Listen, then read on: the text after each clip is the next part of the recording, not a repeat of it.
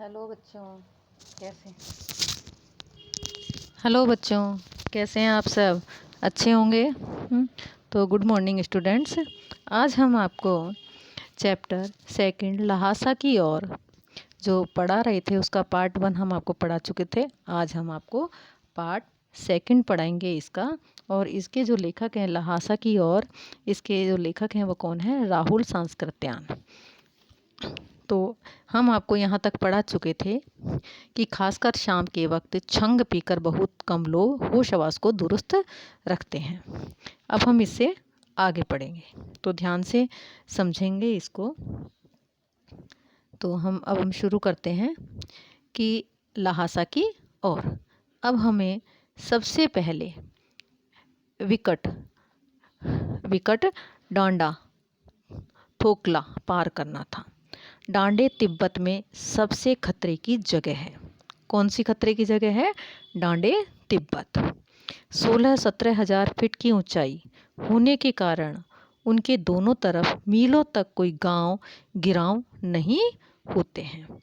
नदियों के मोड़ और पहाड़ों के कोने के कारण बहुत दूर तक आदमी को देखा नहीं जा सकता। डाकुओं के लिए यही सबसे अच्छी जगह है। देखिए जो डाकू लोग हैं जो मार काट करते हैं उन लोगों के लिए क्या है? सबसे अच्छी जगह यही है। तिब्बत में गांव में आकर खून हो जाए तब तो खूनी को सजा भी मिल सकती है, लेकिन इन निर्जन स्थानों में मरे हुए आदमियों के लिए कोई परवाह नहीं करता। सरकार खुफिया विभाग और पुलिस पर उतना खर्चा नहीं करती और वहाँ गवाह भी तो कोई नहीं मिल सकता। गवाह यानी कि जो आंखों देखा हो, जो उनके खिलाफ बोल सके। डकैत पहले आदमी को मार डालते हैं, उसके बाद देखते हैं कि कुछ पैसा है कि नहीं। हथियार का कानून न रहने के कारण यहाँ लाठी की तरह लोग पिस्तौल बंदूक लिए फिरते हैं।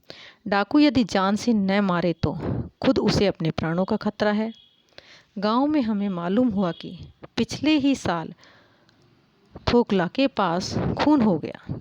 शायद खून की हम उतनी परवाह नहीं करते क्योंकि हम भिखमंगे थे और जहाँ कहीं वैसी सूरत देखते टोपी उतार, जीभ निकाल, कूची कूची का मतलब होता है दया दया, एक पैसा कहते भीख मांगने लगते। लेकिन पहाड़ की ऊंची चढ़ाई थी, पीठ पर सामान लादकर कैसे चलते? और अगला पड़ाव 16-17 मील से कम नहीं था। कितने? 16-17 मील। मैंने सुमिति से कहा कि यहाँ से लंकोर तक के लिए 2 घोड़े कर लो, सामान भी रख लेंगे और चढ़े चलेंगे। तो आप लोगों को इतना समझ में आ गया? दूसरे दिन हम घोड़ों पर सवार होकर ऊपर की ओर चले। डांडे से पहले एक जगह चाय पी और दोपहर के वक्त डांडे के ऊपर जा पहुँचे। हम समुद्र तल से 17-18 हजार फीट ऊंचे खड़े थे। कहाँ से खड़े थे वो? समुद्र तल से। कितने हजार फीट की ऊंचाई पर? 17-18 हजार फीट की ऊंचाई पर। हमारी दक्षिण तरफ पूरब से पश्चिम की ओर हिमालय के हजारों श्वेत शिखर चले गए थे। भीटे की ओर दिखने वाले पहाड़ बिल्कुल नंगे थे, न वहाँ बर्फ की सफ़ेदी थी न किसी तरह की हरियाली। आया आपको इतना समझ में? उत्तर की तरफ बहुत कम बर्फ वाली चोटियाँ दिखाई पड़ती थी। सर्वोच्च स्थान पर डांडे के देवता का स्थान था। किसका था? डांडे के देवता का। और वो कैसे थे? जो पत्थरों के ढेर, जानवरों की सींगों और रंग बिरंगे कपड़ों की झाड़ियों से सजाया गया था। किसका स्थान? देवता का स्थान। अब हमें बराबर उतराई पर चलना था, यानी कि अब उतरना था। चढ़ाई तो कुछ दूर थोड़ी मुश्किल थी, लेकिन उतराई बिल्कुल नहीं। शायद 2-1 और सवार साथी हमारे साथ चल रहे थे। मेरा घोड़ा कुछ धीमे चलने लगा।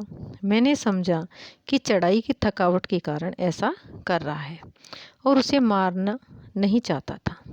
धीरे धीरे वह बहुत पिछड़ गया और मैं दोनकी वस्तुओं की तरह अपने घोड़े पर झूमता हुआ चला आ रहा था। जान नहीं पड़ता था कि घोड़ा आगे जा रहा है या पीछे जा रहा है। उसको ये मालूम नहीं था कि घोड़ा आगे जा रहा है या पीछे जा रहा है। जब मैं जोर देने लगता तो वह और सुस्त पड़ जाता। एक जगह दो रास्ते फूट रहे थे, यानी कि एक जगह से दो रास्ते निकल रहे थे। मैं बाएं का रास्ता ले मील 1.5 मील चला गया।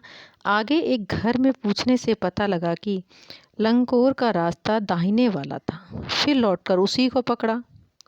4-5 बजे के करीब मैं गांव से मील भर पर था तो सुमिति इंतजार करते हुए मिले। मंगोलों का मुंह वैसे ही लाल होता है। अब आपका प्रश्न आता है कि लाल मुंह किसका होता है? मंगोलों का। और अब तो वह पूरे गुस्से में थे। उन्होंने कहा, मैंने 2 टोकरी कंडे फूंक डाले। कंडे जानते हो ना? उपले। 3-3 बार चाय को गर्म किया। मैंने बहुत नरमी से जवाब दिया, लेकिन मेरा कसूर नहीं है मित्र। देख नहीं रहे हो कैसा घोड़ा मुझे मिला है। मैं तो रात तक पहुंचने की उम्मीद रखता था। खैर, सुमति को जितनी जल्दी गुस्सा आता था उतनी ही जल्दी वह ठंडा भी हो जाता था। लंकोर में वह एक अच्छी जगह पर ठहरे थे। यहाँ भी उनके अच्छे यजमान थे। पहले चाय सत्तू खाया गया। रात को गर्मा गर्म थुक्पा मिला। क्या मिला उनको? थुक्पा। अब हम तिहरी के विशाल मैदान में थे, जो पहाड़ों से घिरा टापू सा मालूम होता था, जिसमें दूर एक छोटी सी पहाड़ी मैदान के भीतर दिखाई पड़ती है। उसी पहाड़ी का नाम है तिहड़ी समाधि गिरी। क्या नाम है उस पहाड़ी का? नाम तिहड़ी समाधि गिरी। यहाँ अंडरलाइन करेंगे आप। आसपास के गांवों में भी सुमिति के कितने ही यजमान थे। कपड़े की पतली पतली चिरी बत्तियों के गंडे ख़त्म नहीं हो सकते थे, क्योंकि बोधगया से लाए गए कपड़े के ख़त्म हो जाने पर किसी कपड़े में से बोधगया का गंडा बना लेते थे। वह अपने यजमानों के पास जाना चाहते थे। मैंने सोचा यह तो हफ्ता भर उधर ही लगा देंगे। मैंने उनसे कहा कि जिस गांव में ठहरना हो उसमें भले ही गंडे बांट दो, मगर आसपास के गांव में मत जाओ। इसके लिए मैं तुम्हें लहासा पहुंचकर रुपए दे दूंगा। कहाँ पर पहुंचकर? लहासा। सुमिति ने स्वीकार किया। दूसरे दिन हमने भरिया ढूंढने की कोशिश की, लेकिन कोई न मिला। सवेरे ही चल दिए होते तो अच्छा था, लेकिन अब 10-11 बजे की तेज़ धूप में चलना पड़ रहा था। तिब्बत की धूप भी बहुत कड़ी मालूम होती है। यद्यपि थोड़े से भी मोटे कपड़े से सिर को ढांक ले तो गर्मी खत्म हो जाती है। आप 2 बजे सूरज की ओर मुँह करके चल रहे हैं। कितनी बजे? 2 बजे। किसकी तरफ मुँह करके? सूरज की तरफ।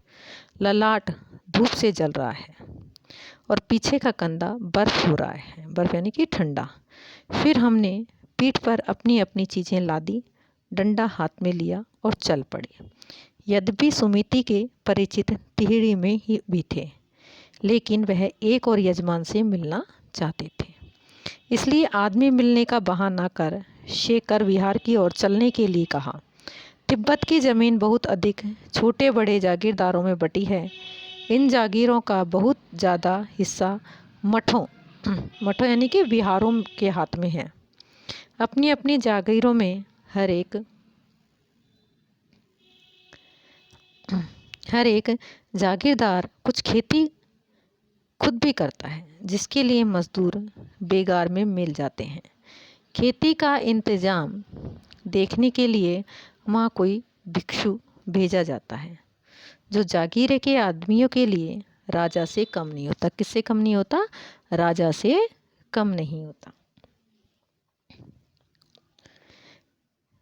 शेखर की खेती के मुखिया भिक्षु ने नम से बड़े भद्र पुरुष थे।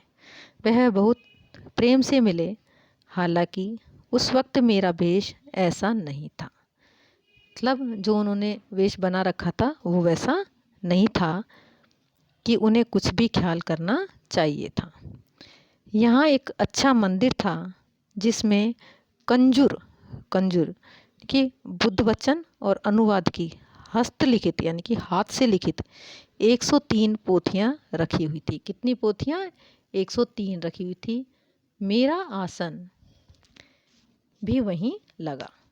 वह बड़े मोटे कागज़ पर अच्छे अक्षरों में लिखी हुई थी। एक एक पोथी 15-15 शेर से कम नहीं रही होगी। कितने कितने? 15-15। सुमिति ने फिर आसपास अपने यजमानों के पास जाने के बारे में पूछा। मैं अब पुस्तकों के भीतर था, इसलिए मैंने उन्हें जाने के लिए कह दिया। दूसरे दिन वह गए। मैंने समझा था 2-3 दिन लगेंगे, लेकिन वह उसी दिन दोपहर बाद चले आए। तिहड़ी गांव वहाँ से बहुत दूर नहीं था, लेकिन अपना अपना सामान पीठ पर उठाया और भिक्षु नमसे से विदाई लेकर चल पड़े। देखिए, ये हमारा यहाँ पर आज चैप्टर 2 ख़त्म हो जाता है। आपको समझ में नहीं आया होगा ये चैप्टर, तो हम आपको स्कूल में समझा देंगे। अगर किसी कोई प्रॉब्लम है तो आप वैसे भी मुझसे पूछ सकते हैं। और इसके जो क्वेश्चन आंसर हैं वो आपको अपनी हिंदी की नोटबुक में नीट एंड क्लीन वर्क में करना है। मैं व्हाट्सएप पर आपको इसके क्वेश्चन आंसर सेंड कर दूँगी। Thank you.